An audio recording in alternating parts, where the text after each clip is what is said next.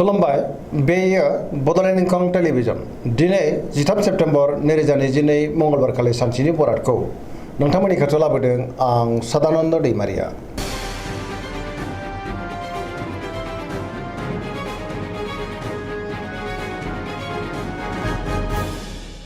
सिगां फरायनो लादों मेष राशि गिबि हांखो अ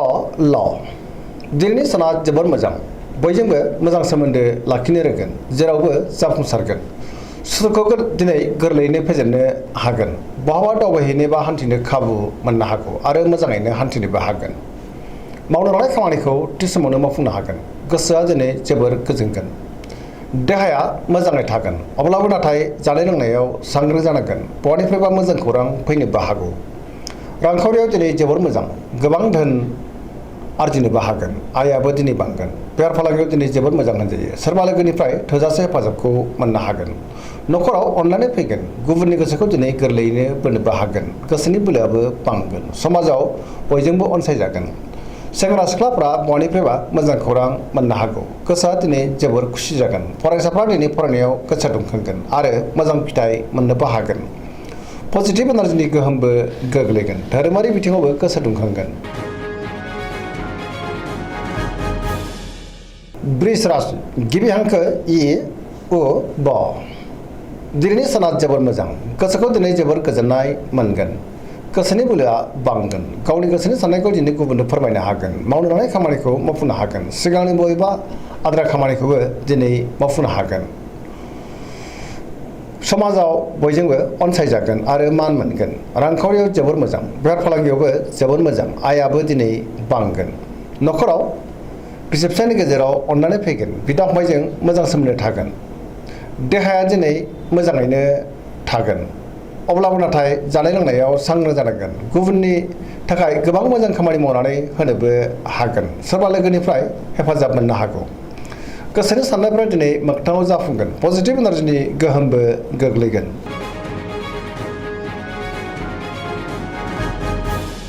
मिथुन राशि गिबि हांखो क स दिनैनि साना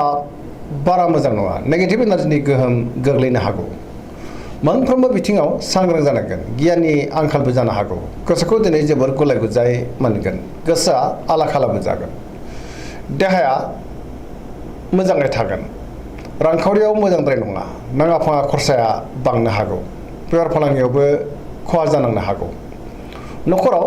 अननानै फैगोन समाजाव मान मोनगोन गोसोनि साननायफ्रा देबार नांगोन मावनो लानाय खामानिखौ मावफुंनो हागोन सोरबा लोगोनिफ्राय हेफाजाबबो मोननो हागौ नाथाय अब्लाबो सोरजोंबा रायखोमा जानोबो हागौ सांग्रां जानाया गाहाम नेगेटिभ एनार्जिनि गोहोम गोग्लैनो हागौ। कर्कट राशि गिबि हांखो ड ह दिनैनि साना जोबोर मोजां गोसोखौ दिनै जोबोर गोजोननाय मोनगोन बहाबा हान्थिनो एबा दावबायनो खाबु मोननो हागौ सोरबा लोगोजों बाख्नाय जानोबो हागौ गोसोनि साननायफ्रा दिनै मोगथाङाव जाफुंगोन गोसोआव पजिटिभ साननाय फैगोन गोथों आरो गोग्गो साननो रोंगोन गियाननि आंखाल जानाय नङा मावनो लानाय खामानिखौ थि समावनो मावफुंनोबो हागोन रांखावरियाव मोजां बेफार फालांगियावबो मोजां होनजायो समाजाव दिनै मान मोनगोन न'खराव अननानै फैगोन देहाया मोजाङै थागोन गुबुननिफ्राय थोजासे हेफाजाब मोननो हागौ फरायसाफ्रा दिनै फरायनायाव गोसो दुंखांगोन आरो मोजां फिथाइ मोनगोन गुबुनजों मोजां सोमोन्दो लाखिनोबो रोंगोन।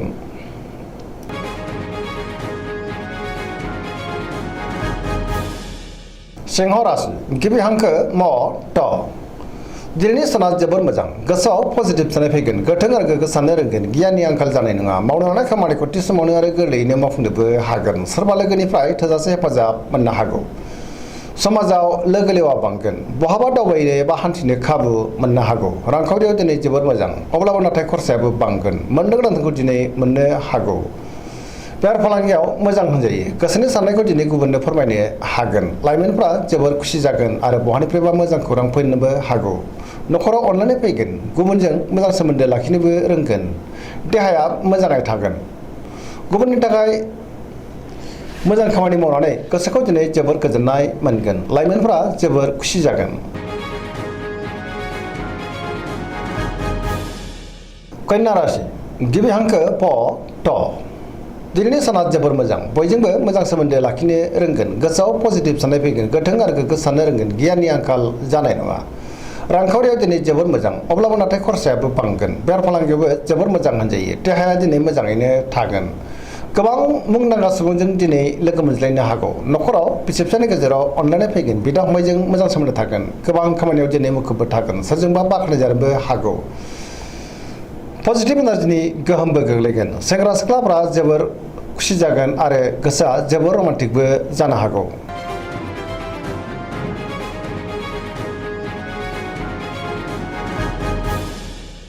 तुला राशि गिबि हांखो र ट दिनैनि साना जोबोर मोजां गोबां रोखोमनि जेंनाफोरखौ दिनै गोरलैयैनो सुस्रांनो हागोन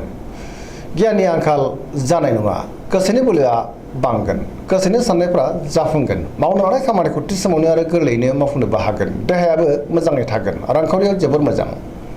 बेफार फालांगियाव जोबोर मोजां मुलाम्फा मोनगोन न'खराव दिनै बिसि फिसायनि गेजेराव अनलायनाय फैगोन बिदा फंबायजों मोजां सोमोन्दो थागोन समाजावबो दिनै गोबां मान मोनगोन बेफार फालांगियाव जोबोर मोजां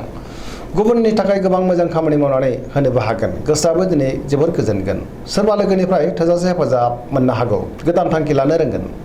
सेंग्रा सिख्लाफोरनि गोसोआ दिनै जोबोर खुसि जागोन आरो गावबा गावनि गोसोनि साननायखौ फोरमायलायनोबो हागोन पजिटिभ एनार्जिनि गोहोमबो गोग्लैगोन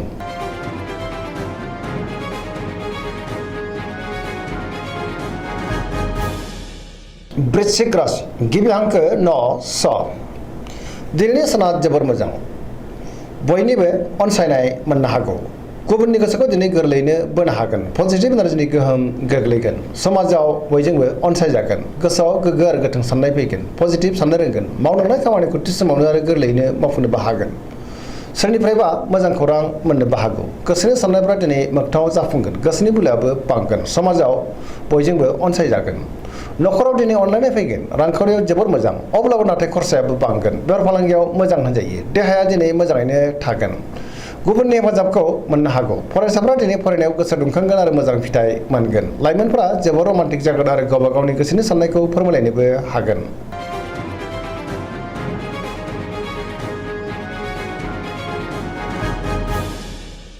धनु राशि गिबि हांखो ध फ भ दिनैनि साना मोजां आरो गाज्रिनि गेजेरजों बाबेरलांगोन गोसोआव गोनो गोथो साननाय फैगोन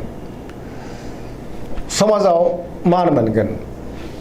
अब्लाबो नाथाय सांग्रां जानांगोन माबा नङा माबा मोनसे गोरोन्थिबो जालांनो हागौ गोसोनि साननायफ्रा देबारनांगोन रांखावरियाव मोजां बेफार फालांगियावबो मोजां होनजायो गुबुननि थाखाय गोबां मोजां खामानि मावनानै होनोबो हागोन बहाबा हान्थिब्ला लामा सामायाव सांग्रां जानांगोन जाब्रथायनि आसाबो दङ देहाया दिनै मोजाङै थागोन न'खराव अनलायनाय फैगोन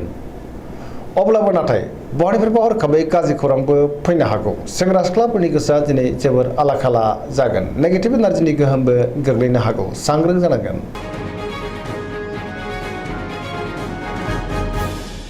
मकर राशि गिबि हांखो ख ज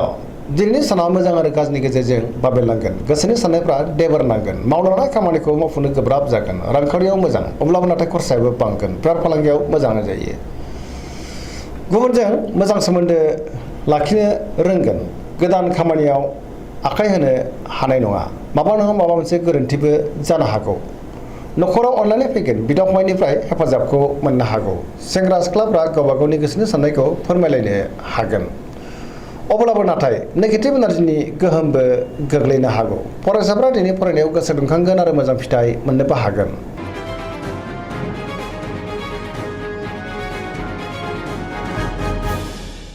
कुम्भ राशि गिबि हांखो ग स दिनैनि साना मोजां आरो गाज्रिनि गेजेरजों बाबेरलांगोन गोसोखौ दिनै जोबोर गुलुं गुजुं मोनगोन मावनो लानाय खामानिखौ थि समावनो मावफुंनो गोब्राब जागोन माबा नङा माबा मोनसे हेंथा जानोबो हागौ समाजाव मान मोनगोन रांखावरियाव मोजां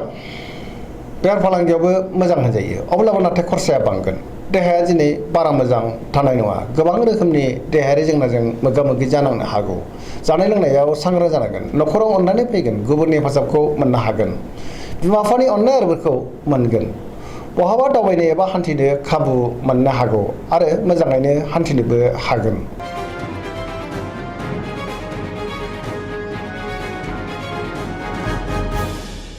मीन राशि गिबि हांखो ड स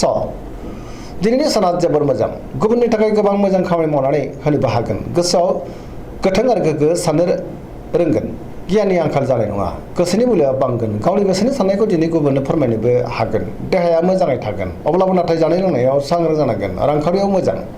बेफार फालांगियावबो मोजां होनजायो न'खराव दिनै अनलायनाय फैगोन सोरजोंबा बाख्नायजानोबो हागौ लाइमोनफोरनि गोसोआ दिनै जोबोर रमान्टिक जागोन आरो गावबा गावनि गोसोनि साननायखौ फोरमायलायनोबो हागोन